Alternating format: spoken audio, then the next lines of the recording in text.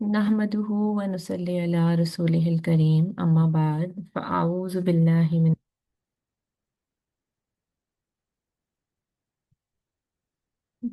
बिस्मिल्लाहिर्रहमानिर्रहीम रब्बि इश्रह ली सदरी व यस्सिर ली अमरी वहलुल उक़दतम मिन लिसानी यफ़क़हू क़ौली रब्बी यस्सिर व ला तुअस्सिर व तम्मिम बिल खैर व बिका नस्तईन या फ़त्ताहु या मुईन रब्बी ज़िदनी इल्मा रब्बी ज़िदनी इल्मा रब्बी ज़िदनी इल्मा। आज हमारा सीरत का 28 सेशन है और अल्हम्दुलिल्लाह पिछले 27 सेशन के अंदर हम लोगों ने आप सल्लल्लाहु अलैहि वसल्लम की हयात की मक्की ज़िंदगी किस तरीके से नबी पाक सल्लल्लाहु अलैहि वसल्लम का मक्की दौर गुजरा, इसको हमने बहुत तफसील से पढ़ने की और समझने की कोशिश की। लेकिन इसमें लाजमी बात है कुछ ना कुछ चीज़ें तो रह ही गई होंगी, क्योंकि ज़ाहिर है मैं जितना आपको तफसील से मैंने कोशिश की है कि मैं आपको बता सकूं, समझा सकूं, मैंने अपनी तरफ से ज़्यादा डिटेल निकालने की कोशिश की है। इंशाल्लाह आज हम लोगों का और आप सल्लल्लाहु अलैहि वसल्लम का मदनी दौर शुरू होगा। जब हमने मक्की दौर शुरू किया था तो उस वक्त इंट्रोडक्शन के अंदर मैंने आप लोगों को कुछ मक्की अदवार गिनवाए थे कि मक्की दौर कितने हिस्सों पर मुश्तमिल है। तो वैसे ही जब हम लोग मदनी दौर में आ रहे हैं तो हम लोगों को मदीने के दौर की फिजा के बारे में पता होना ज़रूरी है कि इस वक्त मदीने के हालात क्या थे और मदीने में कौन से लोग रह रहे थे, किस तरह के लोग रह रहे थे और आप सल्लल्लाहु अलैहि वसल्लम को किस तरह के लोगों को फेस करना था, कौन से अंदरूनी मसाइल थे, कौन से बैरूनी मसाइल थे, और आप सल्लल्लाहु अलैहि वसल्लम का मदनी दौर कितने मरहलों से गुजरा। इंशाल्लाह आज से हम ऑफिशियली अपने मदनी दौर का आगाज कर रहे हैं। और ये जो मदीना में फर्स्ट एंड सेकेंड ईयर था, ठीक है, इसके दो चार पार्ट्स हैं जिसमें ये मुकम्मल होगा। तो आज पार्ट 1 है, ठीक है। तो पहले हम लोग बात कर लेते हैं कि आप सल्लल्लाहु अलैहि वसल्लम का ये मदनी दौर कितने मरहलों से गुजरा, ठीक है। नबी पाक सल्लल्लाहु अलैहि वसल्लम का ये मदनी दौर गुजरा 3 मरहलों से।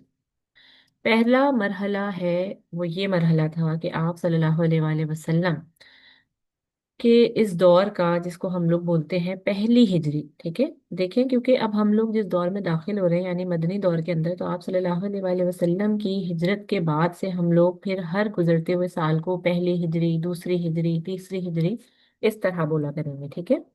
तो मदीना में आने के अगले 6 साल तक आप सल्लल्लाहु अलैहि वसल्लम का एक टाकरा चलता रहा, मुसलसल एक लड़ाई चलती रही, ठीक है। जो फितने उबर रहे थे बाहर से या अंदर से, इनके साथ एक मुकम्मल लड़ाई का मामला चलता रहा, ठीक है। ये शुरू के 6-7 साल तक मुसलसल होता रहा। ऐसा नहीं है कि इसमें कुछ देर के लिए भी कोई वक्फा आया हो, बल्कि या तो फिजिकली तौर पर इन्वॉल्व रहे आप सल्लल्लाहु अलैहि वसल्लम और सहाबा इन मसाइल में, या फिर मेंटली तौर पर इन्वॉल्व रहे इन मसाइल में। कहीं से खतरे की बू आ रही है, कहीं से ऐसा लग रहा है कि फला कबीला हमला कर सकता है, तो कहीं फिजिकली या मेंटली हर वक्त सहाबा और आप सल्लल्लाहु अलैहि वसल्लम की ज़ात इन्वॉल्व थी कुछ मसाइल में, उनको हल करने में। और ये मुसलसल चलता रहा मदीना में आने के पहले साल से लेकर छठे सातवें साल तक, ठीक है।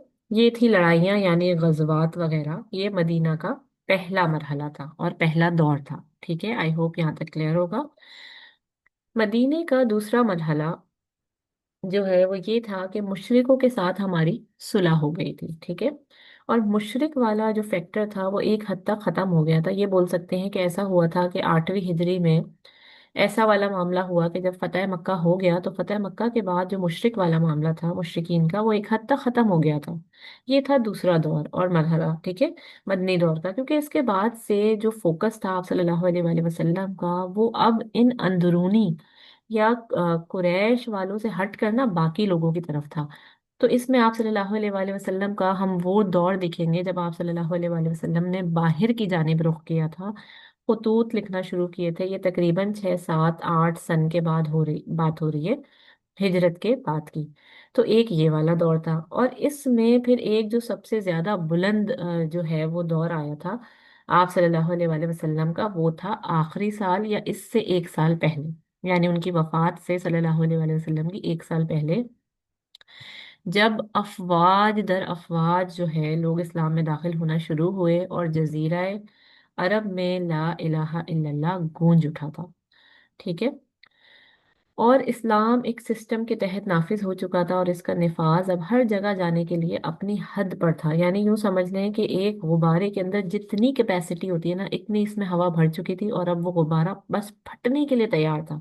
تو آپ صلی اللہ علیہ وآلہ وسلم جو ہیں اسلام کو اس کی پیک پر چھوڑ کر گئے تھے، اور پھر اس کو آگے خلفائے راشدین نے پھیلایا تھا۔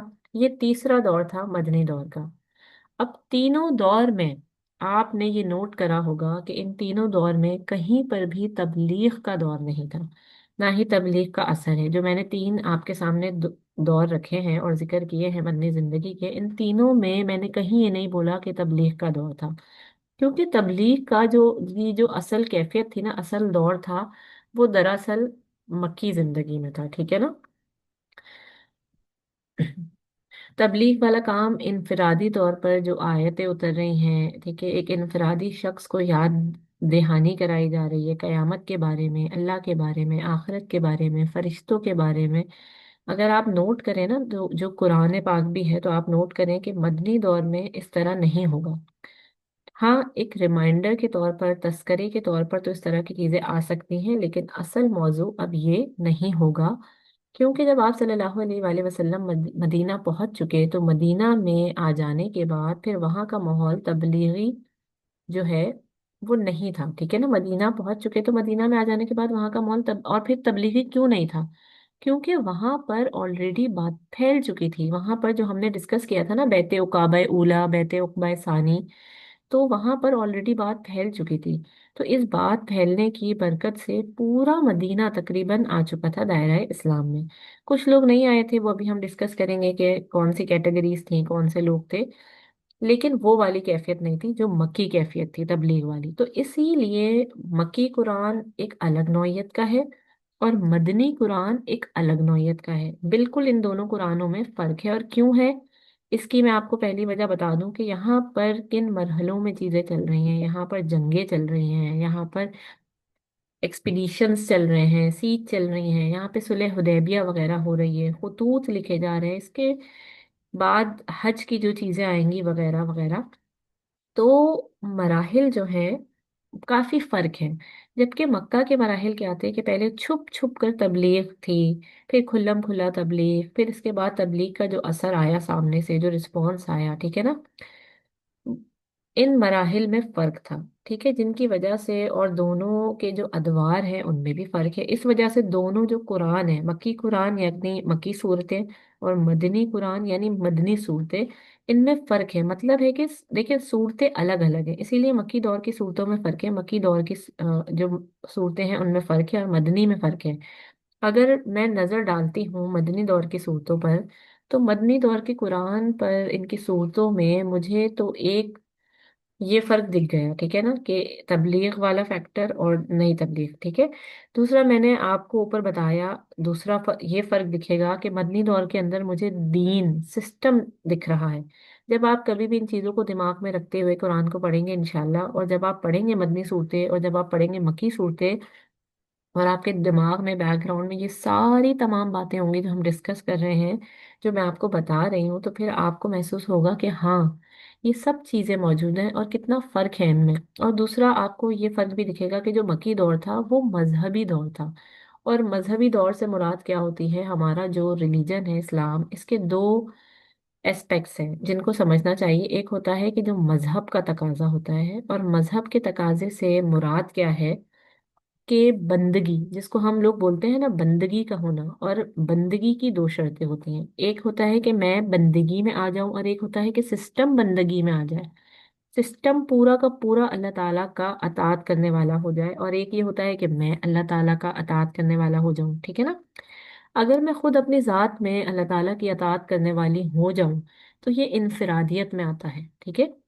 تو یہ تھوڑا سا مذہبی ٹچ ہے مکی دور میں، اور اگر دین کے طور پر، سسٹم کے طور پر پورا کا پورا سسٹم جو ہے نافذ ہو جائے، پورا کا پورا معاشرہ آ جائے دین میں، تو یہ ہو گیا ایک سوسائٹی کے طور پہ، اجتماعی طور پہ۔ تو جو مکی دور ہے اس کے اندر انفرادیت ہے، انفرادیت کو ٹارگٹ کیا گیا ہے اس کے اندر مکی قرآن میں، ٹھیک ہے۔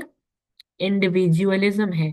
इसके अलावा मक्की दौर में आपको एक मजहबी टच ज्यादा दिखेगा, जबकि अगर आप मदनी कुरान देखें तो इसके अंदर आपको निफाज शरीयत दिखेगा, आपको इसके अंदर अहकामात दिखेंगे। ठीक है, इसके अंदर दीन दिखेगा आपको, इसके अंदर एक उम्मत का पूरा जो ये कहते हैं ना इज्तिमाइयत के तौर पे जो है वो दीन को नाफिज किया जाएगा। ये भी एक फर्क है। ठीक है। और एक तरफ तबलीग है, एक तरफ जिहाद है। ठीक है ना। एक तरफ तबलीग का काम चल रहा है पूरे मक्की दौर में, आप देखें कहीं पे भी बहुत सारी जगहों पे जो है वो इवन सेल्फ डिफेंस के लिए भी जो है कुछ नहीं किया गया था, सिर्फ जो है वो तबलीग तबलीग तबलीग चल रही थी। ठीक है। जबकि जो आपका मक्की दौर है उसमें जिहाद है। ठीक है। मक्की दौर तबलीगी दौर था, मदनी दौर ये जिहादी दौर है। और ये किस सेंस की जिहाद है, इस पर इंशाल्लाह डिटेल में बात चलेगी हमारी मदनी दौर में।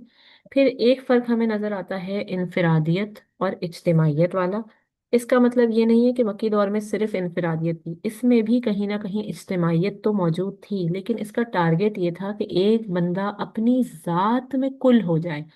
पहले तो ये जितने भी लोग यहाँ पर मौजूद हैं मदीना के अंदर, ये अपनी जात में पक्के हो चुके हैं। ये जो हिजरत करके आए ना, ये अपनी जात में पक्के हो चुके हैं सब के सब। तो इसलिए अब जब ये सब मिलेंगे और इज्तिमाइयत बनेगी, दीन नाफिज होगा, तो ये क्या ही असर अपना दिखाएंगे।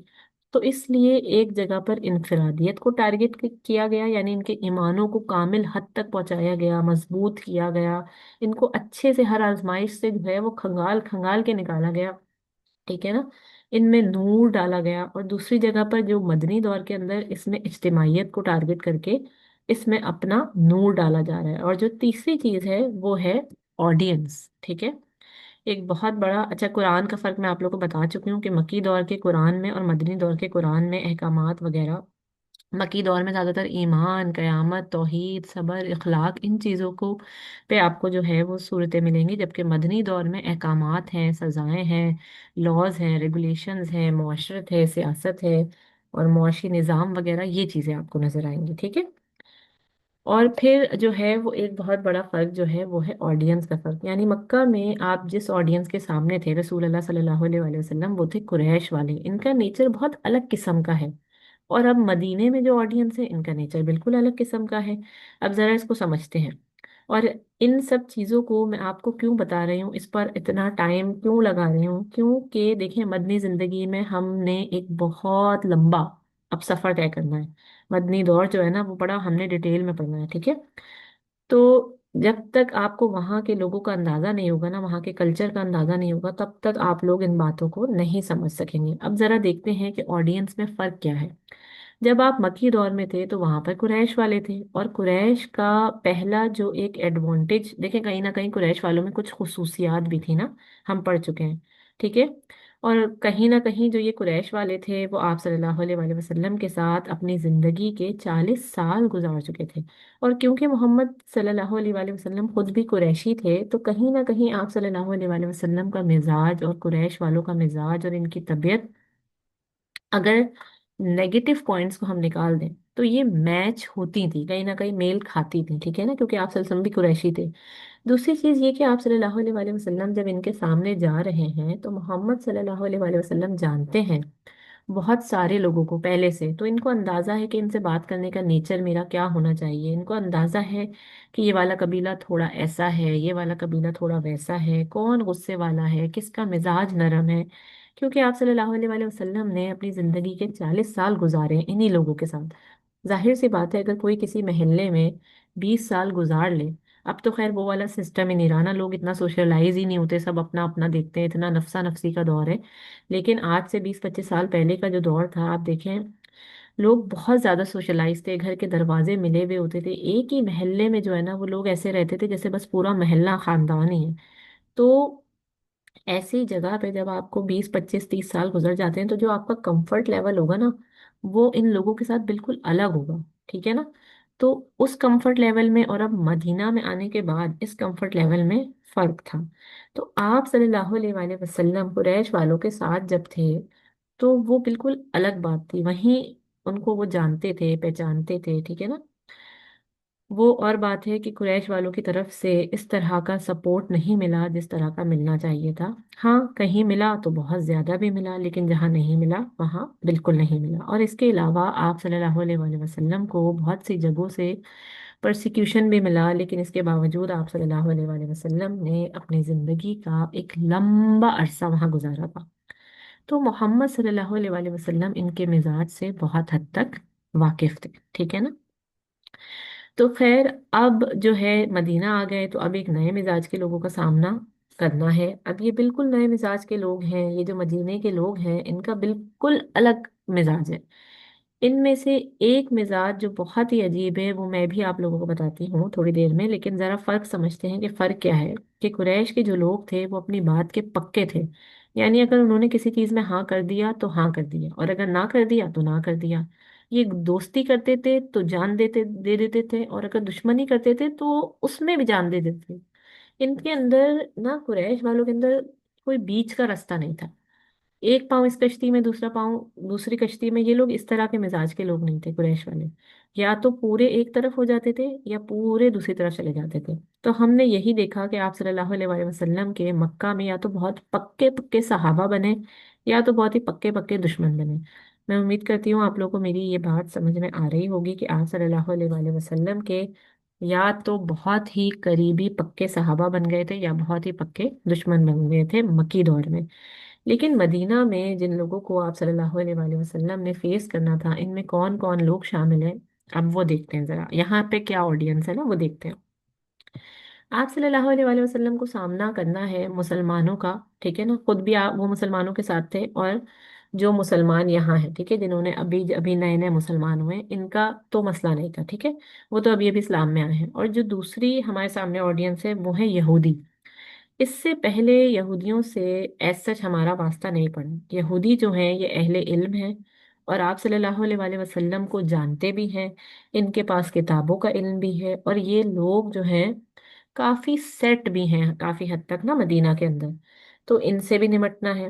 اور تیسرے ہمارے پاس وہ لوگ تھے جو کہ مشرک تھے، ٹھیک ہے، یا صرف یوں کہہ لیں آپ کے شرک کرنے والے لوگ تھے مدینہ کے، ٹھیک ہے، مدینہ میں رہ کے جو لوگ شرک وغیرہ پوجا پاٹ بتوں کو پوجتے تھے، ٹھیک ہے۔ اب ان کی بھی دو طرح کی کیٹیگری تھی۔ ایک ان میں سے وہ کیٹیگری تھی جو کہ آپ صلی اللہ علیہ وآلہ وسلم کی دعوت پر لبیک کہنے والے ہو گئے، ٹھیک ہے، یعنی کچھ عرصے میں مسلمان ہو گئے، وہ ہم دیکھیں گے انشاءاللہ آگے کیسے کیسے کون کون ہوا۔ اور دوسری وہ کیٹیگری تھی جو کہ مسلمانوں کے اور آپ صلی اللہ علیہ وآلہ وسلم کے دشمن تھے، اور جب مسلمانوں کا غلبہ ہو گیا مدینہ میں تو ان لوگوں کو یہ ریلائز ہوا کہ اگر مسلمانوں سے دشمنی مول لیتے ہیں تو ان کا تو بہت نقصان ہوگا۔ تو انہوں نے یہ فیصلہ کیا کہ کیونکہ ہم ان سے ابھی دشمنی مول نہیں لے سکتے، تو ایک کام یہ کرتے ہیں کہ ہم لوگ ان کے ساتھ ہی شامل ہو جاتے ہیں، ان کے ساتھ مل جاتے ہیں، ورنہ ہم نہ ادھر کے رہیں گے نہ ادھر کے رہیں گے، اور جہاں جہاں موقع ملے گا نا، جب جب وہاں وہاں مسلمانوں کو نقصان پہنچاتے رہیں گے۔ یہ کون سے لوگ تھے؟ یہ تھے ہمارے پاس منافقین، یعنی یہ ایک منافقین کا ٹولہ تھا، جس کو لیڈ کرنے والا کون تھا؟ ان سب کو لیڈ کرنے والا تھا عبداللہ بن ابی، ٹھیک ہے۔ ابھی ہم اس کے بارے میں اس کی ڈیٹیل بھی آگے جا کر انشاءاللہ پڑھیں گے۔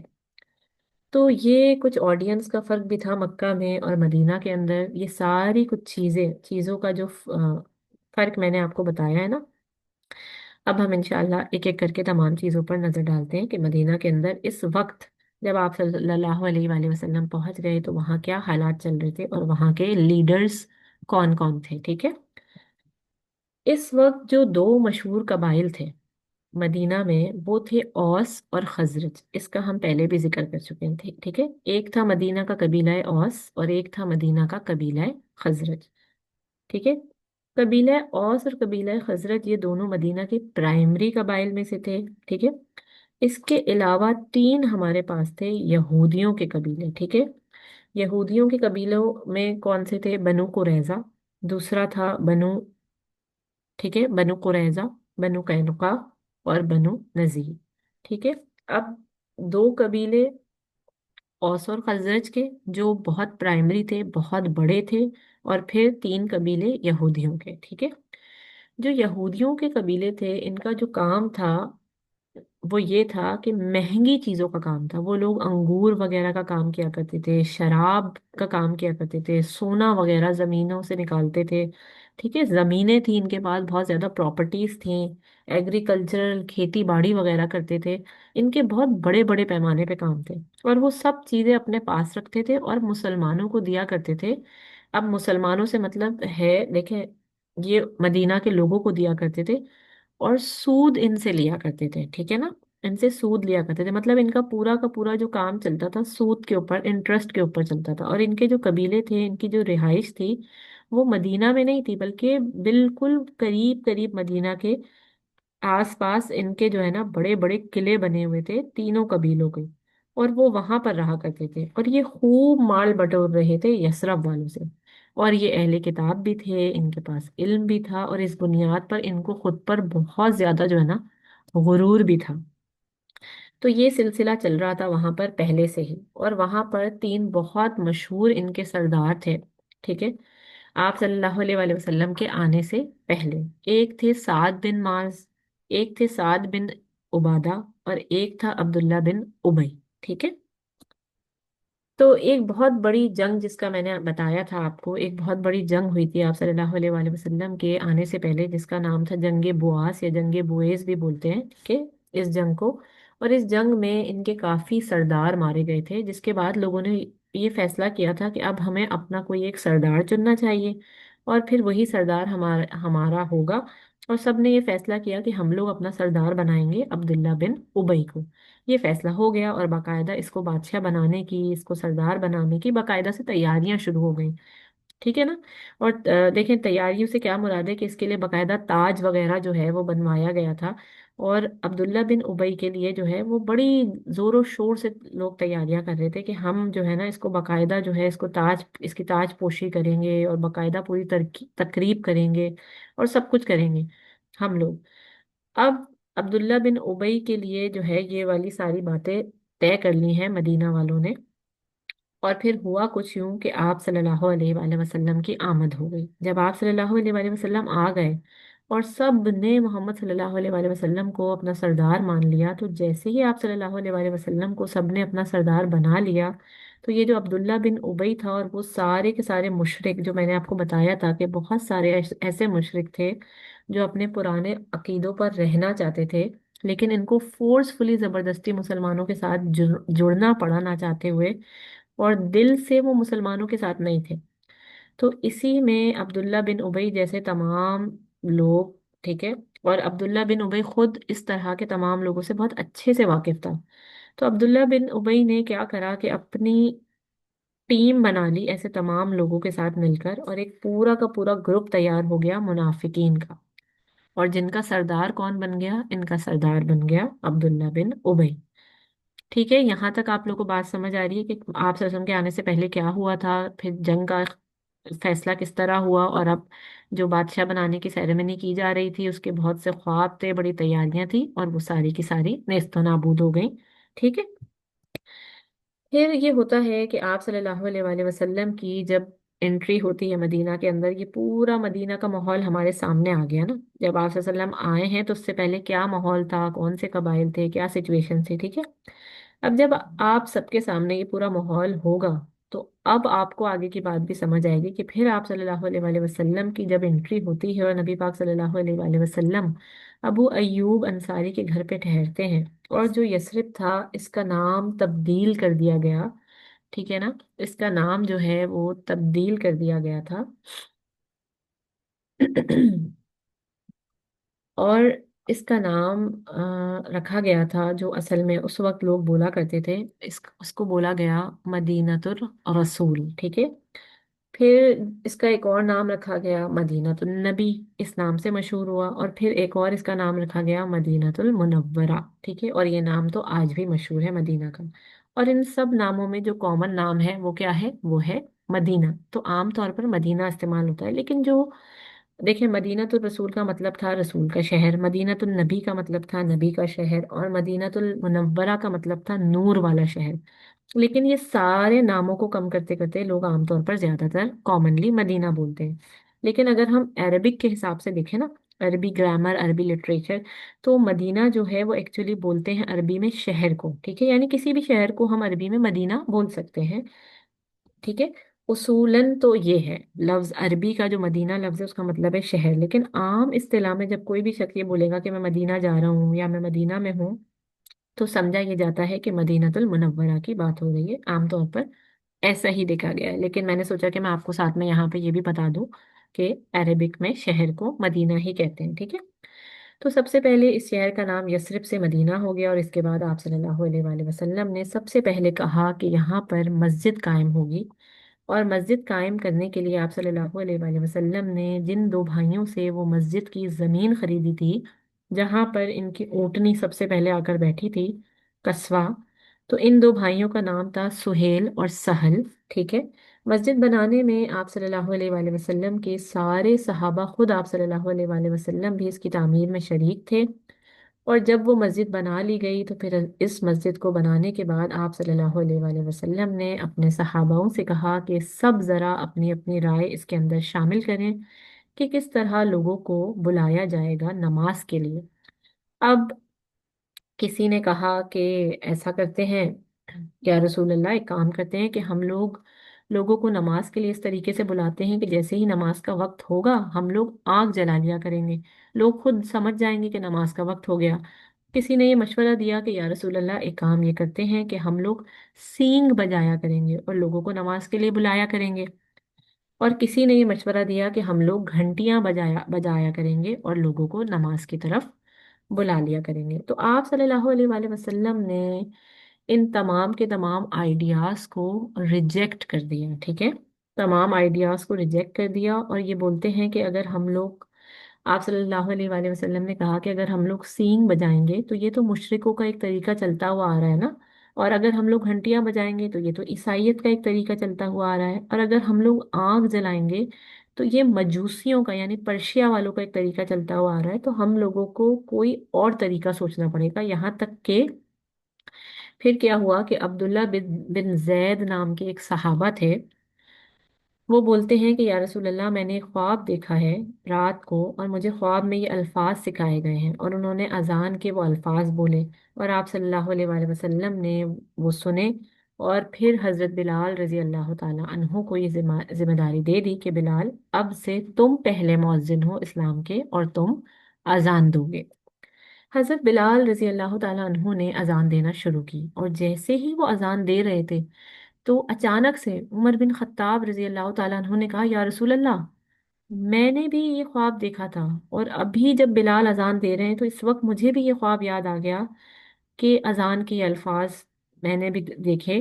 तो इस तरह कंफर्म हो गया, और इस तरह अजान चूज की गई। खैर, फिर बाद में मस्जिद का नाम रखा गया मस्जिद नबवी सल्लल्लाहु अलैहि वसल्लम, और इस मस्जिद को नमाज के अलावा फिर आप सल्लल्लाहु अलैहि वसल्लम ने इस्तेमाल किया हदीस के दर्स के लिए। वहाँ पर नबी पाक सल्लल्लाहु अलैहि वसल्लम के सहाबा ने बाकायदा इनके लिए एक मिंबर बना दिया था, एक जगह बना दी बैठने की ऊंची सी, जिस जगह का नाम था सफ़ा, जिसके इर्द गिर्द आकर नबी पाक सल्लल्लाहु अलैहि वसल्लम के सहाबा बैठ जाया करते थे। और आप सल्लल्लाहु अलैहि वसल्लम इनके मौल्लिम, और जितने लोग इर्द गिर्द उसके बैठते थे मकाम सफ़ा के, तो उन तमाम लोगों को अस्हाब सफ़ा, ठीक है, वो सारे के सारे सहाबा जो सफ़ा के इस चबूतरे के आसपास बैठा करते थे वो सब मशहूर हो गए अस्हाब सफ़ा के नाम से। और ये तकरीबन लगभग 60 थे गिनती के अंदर, ठीक है। और नबी के पास निकल कर हर दिन मस्जिद में आते हैं, इनके पास बैठते हैं, इनके साथ हदीसों का एक दर्स का सिलसिला शुरू हुआ। तो ये मस्जिद नबी इस चीज़ के लिए भी इस्तेमाल होती थी। फिर कोई भी इमरजेंसी होती थी तो मस्जिद नबी में सब जमा होते थे, सब के सब सहाबा और रसूल अल्लाह। या कोई भी सोशल डिस्कशन करना होती थी तो सब के सब मस्जिद नबी में जमा होते थे। इसके अलावा कोई भी आगे जाकर जंग की जो तरकीब वगैरह होंगी, ठीक है ना, प्लानिंग्स होंगी, इसके लिए भी मस्जिद नबी का ही इस्तेमाल किया जाता था।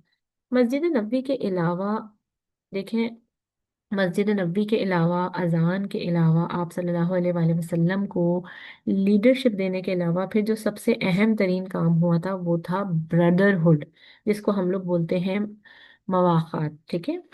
मवाखात महाजरीन और अंसार का। क्योंकि जो महाजिर थे वो जिस हाल में आए थे और जिस इमरजेंसी के अंदर आए थे, इनके पास इतना वक्त नहीं था कि वो अपना बिजनेस समेट सकें या फिर वो अपने घर से ज़्यादा सामान ले सकें। वो बस जो हाथ लगा लेकर आ गए और मदीना पहुंच गए आप सल्लल्लाहु अलैहि वसल्लम की कॉल पर, और उन्होंने हिजरत कर ली। इस हिजरत के बाद ना इनके हाथ में पैसा है, ना इनके हाथ में घर है, और बहुत सारों के हाथ में घर वाले भी नहीं है। तो वो बस इसी बदहाली के अंदर आ गए हैं। मतलब बदहाली से मुराद ये है कि इनका भी कोई पुरसाने हाल नहीं है ना फिलहाल तो। और वो इस तरह पहुंच जाते हैं मदीना के अंदर, ठीक है।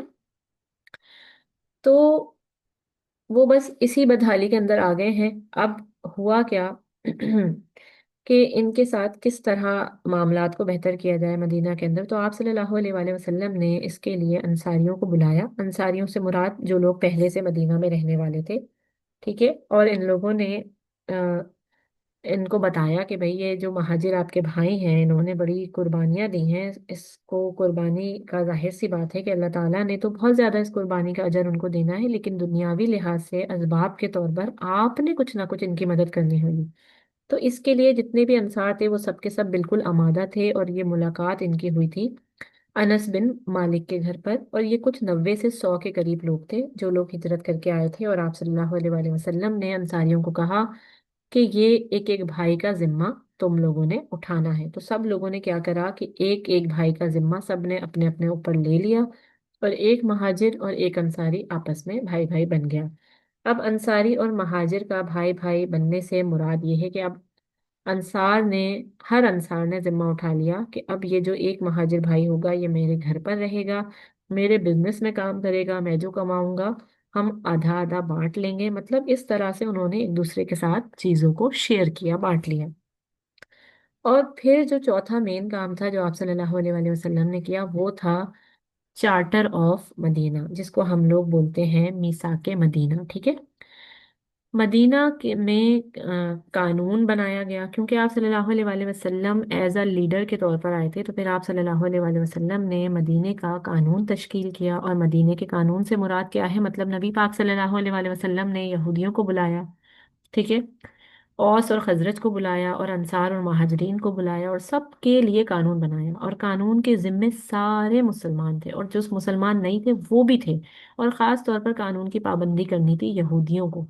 तो यहूदियों को कह दिया गया कि आपका बिजनेस ये हमारे जिम्मे है, इसकी हिफाजत, आपकी जान की हिफाजत हमारे जिम्मे जिम्मे है, आपका माल ये हमारे जिम्मे है, आपकी फैमिलीज भी हमारे जिम्मे है। आपको तमाम के तमाम राइट्स दिए जाएंगे यहाँ पर जो एक शहरी को दिए जाते हैं। बदले में आपने भी वही चीजें करनी होंगी जो हर शहरी करेगा। तो जाहिर सी बात है कि डील पक्की थी, क्योंकि जाहिर सी बात है पार्लियामेंट है, कानून बन रहा है, तभी शहर चलेगा। तो बदले में क्या करना है, आपने तीन मेजर जिम्मेदारियां थी। पहली जिम्मेदारी थी माली इमदाद, कि जब कभी हम सबको ज़रूरत पड़ेगी इज्तिमाई माल की, किसी भी चीज़ के लिए, जिस तरह हर शहरी कंट्रीब्यूट करेगा आपको भी कंट्रीब्यूट करना होगा। ये साफ साफ कह दिया गया यहूदियों को। दूसरी जिम्मेदारी, जब कभी मदीना को थ्रेट मिलेगा या हमले की कोई पेशन गोई होगी, क्योंकि मदीना में कभी भी हमला हो सकता था उस वक्त के जो हालात थे उसके मुताबिक, ठीक है, जो देख के लग रहा था। तो कोई बाहर से ताकत आके हमला कर सकती है। तो जैसे हर शहरी को अपने शहर को बचाने की जिम्मेदारी आयद होती है, ऐसे ही आप लोगों पर भी होती है। और तीसरी चीज कि हम लोग सब एक मुआशरे की तरह रह रहे हैं, सब एक दूसरे की इज्जत करेंगे तो ही माशरा कायम होगा। तो जैसे सब एक दूसरे की इज्जत करेंगे, आपसे भी यही उम्मीद की जाती है कि आप भी ऐसे ही सबकी इज्जत करेंगे।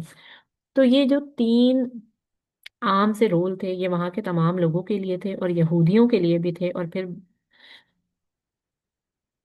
बदले में सबको शहरियों के हुकूक मिलेंगे। तो ये बेसिकली मिसाके मदीना के कानून थे, और सबको एक लॉ के तहत, एक लॉ के तहत, एक कॉन्स्टिट्यूशन के तहत बांध दिया गया। जो कुछ अहम काम किए गए थे आप सल्लल्लाहु अलैहि वसल्लम की तरफ से मदीना आने के साथ साथ, इंशाल्लाह वो हम नेक्स्ट सेशन में डिस्कस करेंगे कि इसके अलावा आप सल्लल्लाहु अलैहि वसल्लम ने और कौन से इकदामात किए, और इसके अलावा आप सल्लल्लाहु अलैहि वसल्लम की तरफ से कौन कौन से ऐसे अहकामात थे जो लागू किए गए, फिर इनके ऊपर क्या और रागिब किया गया, क्या लागू किया गया, और फिर इसके अलावा कुरान के ज़रिए कौन से अहकामात आए दूसरे साल के अंदर, और फिर किस तरह के जो है वो किबला चेंज हुआ था, किस तरह यहूदी जो हैं जिनको हमने बहुत अच्छा कॉन्स्टिट्यूशन दिया था बना के, उसके बाद भी वो लोग मुसलमानों के खिलाफ हो जाते हैं। तो इंशाल्लाह इंशाल्लाह ये जैसे जैसे हम आगे बढ़ते रहेंगे हम इन चीज़ों को डिस्कस करेंगे इंशाल्लाह नेक्स्ट सीरत के सेशन में। मैं उम्मीद करती हूँ आज का सेशन थोड़ा सा मुश्किल था, क्योंकि मुझे आप लोगों को समझाना था कि मदीना में जब आप सल्लल्लाहु अलैहि वसल्लम हिजरत करके आए तो वहाँ पर क्या माहौल था, किस तरह का माहौल था, कौन से कबीले आबाद थे, उनके दरमियान में क्या मसले मसाइल पहले से चल रहे थे। और यहूदी जो थे वो तो आपको पता है अहले किताब थे, अहले इल्म थे, उनको तो पहले से ही मालूम था कि कोई आखिरी नबी आएंगे। और फिर वो जो जंग बुआस हुई थी उसका क्या नतीजा निकला था। और ये जो मुनाफिकों का जो सरदार बाद में बना था अब्दुल्ला बिन उबई, ये क्या सपने लेके बैठा हुआ था, क्या ख्वाब लेके बैठा हुआ था कि मैं जो है पूरे मदीना पे सरदारी करूंगा।